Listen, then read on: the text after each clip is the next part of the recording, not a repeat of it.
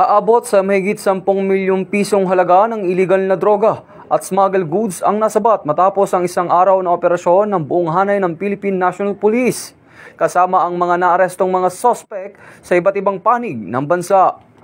Sa Bataan, nasamsam ang 240 gramo ng shabu na nagkakahalaga ng 1,632,000 pesos at naaresto ang isang sospek. Sa Quezon City naman, nakuha ang 200 gramo ng shabu na nagkakahalaga ng 1,360,000 pesos at naaresto ang isa pang sospek.